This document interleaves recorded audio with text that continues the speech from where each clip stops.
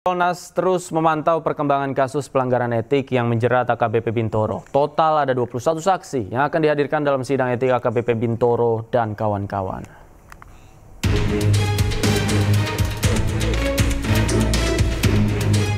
Kompolnas membeberkan dugaan kasus pemerasan yang menjerat AKBP Bintoro. Total ada 5 terduga pelanggar yang dijadwalkan menjalani pemeriksaan etik. Mereka adalah mantan Kasat Reskrim Polres Metro Jakarta Selatan AKBP Bintoro, AKBP Goko Galesung, mantan Kanit PPA Polres Metro Jakarta Selatan AKP Mariana, AKP Ahmad Zakaria, dan seorang Ibda berinisial N. Kasus ini dipantau oleh Kompolnas, termasuk proses hukum yang berjalan terhadap seluruh terduga pelanggar etik. Kompolnas juga menyoroti soal lambatnya proses penanganan, dugaan aliran dana, hingga keterlambatan berbagai pihak. Sebanyak 21 saksi akan dihadirkan untuk sidang etik AKBP Bintoro. Sementara dalam kasus ini juga ada peran seseorang yang diduga melakukan penyuapan kepada AKBP Bintoro dan teman-teman. Kalau ditanya lebih dalam lagi, karena masuk ya ke WA saya, ditanya apakah ini lebih dekat ke pemerasan ataukah ini lebih dekat ke penyuapan. Kalau kita lihat struktur cerita, tapi memang harus diuji, ini lebih dekat dengan penyuapan.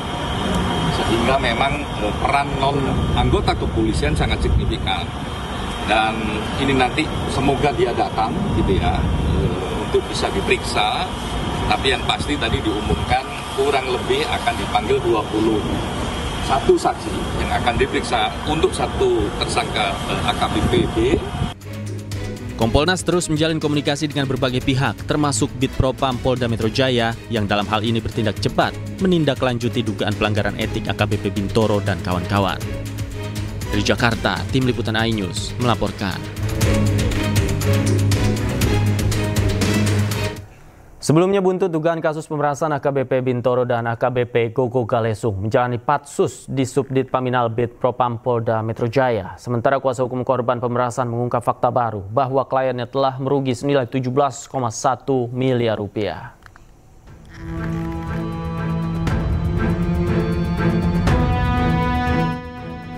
Polda Metro Jaya memastikan Propam akan menyelesaikan penyidikan dan menggelar sidang etik terhadap mantan Kasat Reskrim Polres Metro Jakarta Selatan, AKBP Bintoro, dan juga AKBP Goko Galesung, terkait kasus dugaan pemerasan. Korban pemerasan juga telah diklarifikasi terkait adanya keterlibatan pihak selain AKBP Bintoro. 4 oknum polisi termasuk AKBP Bintoro serta AKBP Goko Galesung menjalani penempatan khusus di Subdit Paminal Bitpropam Polda Metro Jaya sejak tanggal 25 Januari 2025. Terhadap yang bersangkutan dan 3 orang lainnya telah dimutasi dari jabatannya dan telah dilakukan penempatan khusus atau patsus di Bitpropam Polda Metro Jaya. Selanjutnya Bitpropam Polda Metro Jaya akan menyelesaikan penyelidikan dari Bitpropam Polda Metro Jaya bersama nanti dengan Paminal dan segera menyelenggarakan sidang kode etik terhadap yang bersangkutan. AKBP Bintoro membantah pernah berkomunikasi dan telah melakukan pemerasan 20 miliar rupiah kepada tersangka kasus pembunuhan AN yang merupakan anak dari bos sebuah klinik kesehatan dengan iming-iming menghentikan penyidikan. Sementara kuasa hukum tersangka pembunuhan AN dan B menyebut kliennya mengaku merugi senilai 17,1 miliar dan meminta Bintoro untuk mengembalikannya. Bukti-buktinya nanti akan kami bawa ke persidangan, ya ke persidangan. Bukan bukti yang disampaikan yang beredar sama sekali 20 miliar. Yang ada adalah pengakuan klien kami dengan surat pernyataan itu 17,1 miliar. Namun di gugatan itu juga kami sampaikan 14, sekian miliar gitu, seperti bukan 20 miliar dan bukan mobil Ferrari, tapi adalah 17, sekian miliar sama mobil Lamborghini Aventador dan 2 motor. Klien kami sudah mengeluarkan uang atau kerugian totalnya 17,1 miliar. Itu pernyataan yang ditandatangani oleh klien kami. Dugaan pemerasan ini mencuat setelah kuasa hukum 2 tersangka pembunuhan memasukkan gugatan perdata ke Pengadilan Negeri Jakarta Selatan.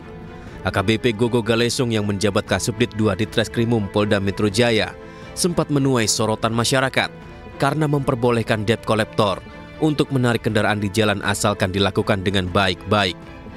Sikap ini berbeda dengan Kapolda Metro Jaya saat itu, yakni Irjen Fadil Imran yang menilai debt collector arogan saat menarik kendaraan nasabah. Tim Liputan iNews melaporkan.